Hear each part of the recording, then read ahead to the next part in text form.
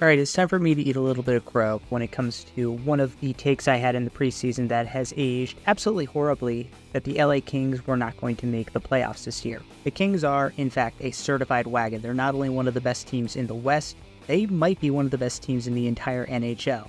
I was wrong, and I humbly beg LA Kings fans their forgiveness and offer this as my penance. The 3 reasons that I have found as to why I was so very wrong about this team this year. And reason number 1 has to be the man who was once on the cusp of being a bust, but has now become an absolute certified stud, Quinton Byfield.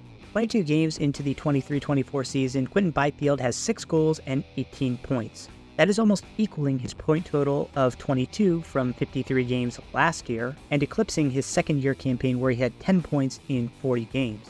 His 6 goals this year are already a career high, and the advanced metrics back this up as well. Byfield this year has his highest ever Corsi 4 and Corsi 4 rel, meaning that he is driving possession far better than he has at any point in his entire career, and his point share, which is a metric that Hockey Reference uses to measure a player's contributions to his team's success both offensively and defensively, is 2.2 compared to the other 3 seasons when he had a 2.1 point share in all 3 seasons combined.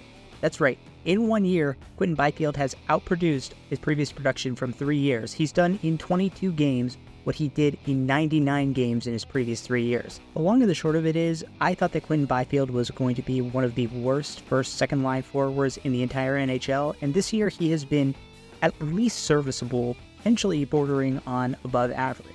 And that's absolutely not a backhanded compliment. He is making a tremendous leap, and at age 21, he could be in line to make even further leaps in the next few years and become, maybe not an elite top 6 forward, but definitely a good one.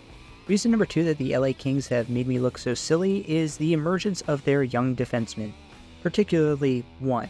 Now, coming into this year, I said that Mikey Anderson and Viktor Gavrikov were going to be good defensemen in their own right. I may have been a little bit lower on them than most people, and definitely lower than they've been performing, but I still had them in the middle of the pack. But the guy who has come out of nowhere to surprise me is Jordan Spence.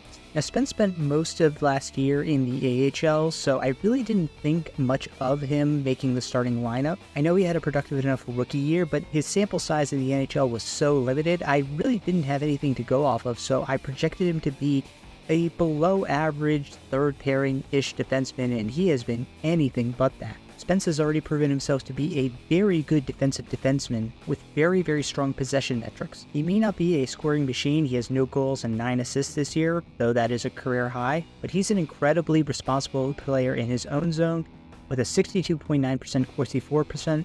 There's no need to belabor the point. Jordan Spence is a top 4 defenseman and a very good one at that, which is something that I just did not foresee when I made my prediction at the beginning of the year. And then finally, the last thing that I got wrong about the LA Kings, and this one I do not take the blame for because it's absolutely absurd, didn't predict that Cam Talbot would have an absolutely monstrous bounce back year at age 36. I mean, how was I supposed to predict that a goalie on the wrong side of 35 with a career save percentage of .914 would come out this year and put up, frankly, Vezina caliber numbers? He has a .930 save percentage and a 1.96 GAA on the season. I mean, the last 3 years, Cam Talbot's put up save percentages of .898, .911, and .915. He hasn't put up a save percentage over .920 since 2014 when he was with the New York Rangers at age 27. His goal saved over expected this year is 9.0, which is 7th best in the entire NHL. Cam Talbot has not had a positive goal saved above expected, let alone one at the top 10 in the NHL,